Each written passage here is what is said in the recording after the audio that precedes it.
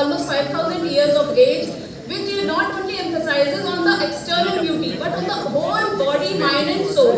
That is कि आंतरिक सुंदरता ही चाहिए, हमें सिर्फ बाहरी सुंदरता की जरूरत नहीं है. So now we come on the theory, fundamental principle relevant to cosmetology. That is the त्रिदोष theory and the सप्त धातु. ये सभी हम सारे लोग ही जानते हैं कि सारे हमारे अगर धातु का साथ में होगा और त्रिदोष भी शामिल होंगे तभी हम किसी भी एलिमेंट से जुड़ सकते हैं. इसी तरह हमारी स्किन भी तभी स्वस्थ होगी अगर हमारे सारे दोष दूर होंगे, साम्य अवस्था में होंगे और सारे धातु भी हमारे साम्य अवस्था में होंगे. जैसे कि कहा जाता है समदोषी समदोष समाग्री समधातु मलक्रिया प्रसन्नात् केंद्रीय स्वस्थ इत्यादि. ठीक है, आगे हम बढ़ते हैं, स्रोतस पे आ जाते हैं. हमारी स्किन तभी सुंदर और अच्छी दिख सकती है, स्किन नहीं ओवरऑल बॉडी. हम हेयर्स पर भी बात करेंगे, हम अपने नेल्स पर भी बात करेंगे, वो तभी सुंदर होंगे जबकि श्वेत और रक्त स्रोतस हमारे बिल्कुल अच्छे से काम कर रहे होंगे. और हमारे अंदर क्या नहीं डेवलप होना चाहिए, टॉक्सिन्स. जो टॉक्सिन्स को हम क्या बोलते हैं, आम. जो हमारी आयुर्वेद की भाषा में आम कहा जाता है, उससे हमें क्या डेवलप होता है, ageing, accelerates ageing, wrinkling and the greying of the hair. ठीक है, तो अगर हमें इसके लिए कोई भी हमें अगर थेरेपी चाहिए तो हम उसके लिए क्या करेंगे, उद्वर्तन करेंगे या फिर हम रक्त मोक्षण क्रिया को करेंगे.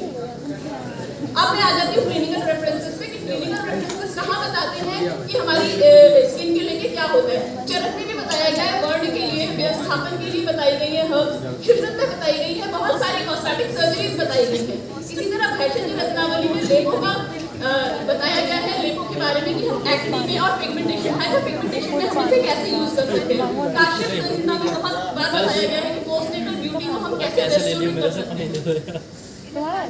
Now आयुर्वेदिक स्किन टाइप्स ये हम सभी जानते हैं, वात टाइप की होती है, पित्त होती है, कफ होती है. इसमें मैं बहुत ज्यादा नहीं जाऊंगी, हम सभी इसको जानते हैं. बाकी हम कैसे डायग्नोस्टिकली इसको देख सकते हैं, दर्शन स्पर्शन और परफेक्ट प्रश्न ये भी हम सब जानते हैं. आगे आती हूँ वर्णद्रव्य. वर्णद्रव्य औषधियाँ कौन सी होती है जो हमें खूबसूरत और सुंदर हमें बता सकती है स्किन के लिए. संदर्भ मजिष्ठा, हरिद्रा, सरिद्रा एंड लोध. व्यवस्थापन औषधियों में हम आते हैं तो आमलकी, गुड़ची एंड शतावरी. एंड द लेप. लेप में हम कौन से आते हैं, उपटन, तेल एंड घृत. इनका प्रयोग हम कर सकते हैं. पॉपुलर आयुर्वेदिक ऑयल्स जो हम यूज करते हैं, कुमकुमादि तैलम आप जानते हैं, उस पर बहुत ज्यादा रिसर्च हुई है, विदेशों में भी कुमकुमादि तैलम पर बहुत ज्यादा रिसर्च हुई है. इसके साथ ही तेल और नीलबृंग आदि तेल. अब हमारे प्रोसीजर्स, अभ्यंग हम सभी जानते हैं, अभ्यंग किसे बोलते हैं, नहीं जाऊंगी. उद्वर्तन एंड शिरोधारा. इन सबसे शिरोधारा हमारे लिए ड्रेनिंग ऑफ हेयर्स के लिए बहुत ज्यादा अच्छा एक तरीका है. मुखलेप पे आ जाए, हम लोग देखते हैं फेशियल, आजकल इंडस्ट्री में, फेशियल इंडस्ट्री में इतनी मारामारी है कि इस तरह का फेशियल, उस तरह का फेशियल, और हर्बल ड्रग्स को लेके वो लोग बहुत ज्यादा कॉन्शियस रहते हैं. नस से कर सकते हैं और रक्त मोक्षण तो खा लेते पालेते में बहुत ही अच्छा रिजल्ट देता है. ठीक है, इसके बाद आते हैं कि अगर पित्त का हमारा इम्बैलेंस होता है तो हम उसको कैसे करते हैं कि स्वेद और सीबम. कोई भी स्किन डिजीज होती है तो स्वेद और सीबम की बेसिस पे होती है कि हमारे जितने यंगस्टर्स वैसे दे आर कमिंग अराउंड, कि उन्हें दिख रहा होगा बहुत ज्यादा उनके अंदर एक्ने का प्रॉब्लम हो रहा है. ठीक है, तो उसके लिए भी मैंने ट्रीटमेंट लिखे हैं, या फिर इंटरनली भी किसे यूज करना है, एक्सटर्नली भी, और प्रोसीजर में उस पर डीप नहीं जाती हूँ. आप लोग इन नामों को देख लीजिए.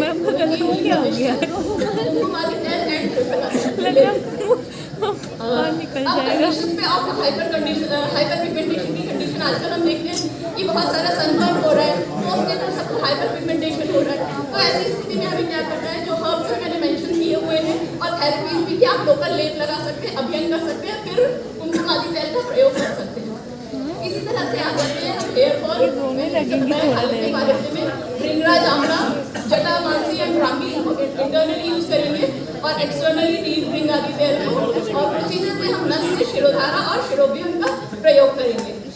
अब आ जाते हैं हम लोग अपने बुजुर्गों की तरफ कि उनको क्या प्रॉब्लम होती है. हमने युवाओं का वर्णन किया, हमने महिलाओं का किया कि उनको पोस्टनेटल है. अब बुजुर्गों में क्या होता है, एंटी एजिंग एंड रिंकल्स. उनके साथ क्या करना है कि हम हमारे पास थेरेपीज हैं, लिटरेचर और वस्तुओं और रसायन का प्रयोग, जैसे कि सर बता भी चुके हैं, रसायन का प्रयोग हम रिजुविनेशन के लिए कर सकते हैं। अब मॉडर्न स्पा इंडस्ट्री आजकल हम जैसे देख रहे हैं, आजकल होड़ मची हुई है कि हमें मॉडर्न आयुर्वेद को सब एनकैश कराना चाहते हैं, जैसे कि मोदी जी ने इतना ज्यादा उसमें किया है। तो स्पा इंडस्ट्री और कोई भी अदर इंडस्ट्री हो, वो इतना ज्यादा इनके आगे में कि उनको लगता है हर चीज जो है आयुर्वेद से जोड़ के प्रोडक्ट ज्यादा बिकेंगे। अब रिसर्च एविडेंसेस, ये हमारे जो ड्रग्स हैं इन पे इंटरनेशनली बहुत ज्यादा रिसर्च हुई है, उनको मालिक है प्रेगराज और आमला। ग्लोबल मार्केट का पोटेंशियल भी ऑलमोस्ट 100 कंट्रीज को हम लोग एक्सपोर्ट कर रहे हैं और हमारा जो ब्यूटी प्रोडक्ट्स है ऑलमोस्ट $54 बिलियन की बाय द ईयर ऑफ 2027 हो जाएंगे। But still we face so many challenges in these techniques कि हमारे पास रॉ मटेरियल का कोई स्टैंडर्डाइजेशन नहीं है, प्रोसेसिंग नहीं है और हमारे पास ट्रायल्स अभी भी बहुत ज़्यादा नहीं है। We are limiting in that.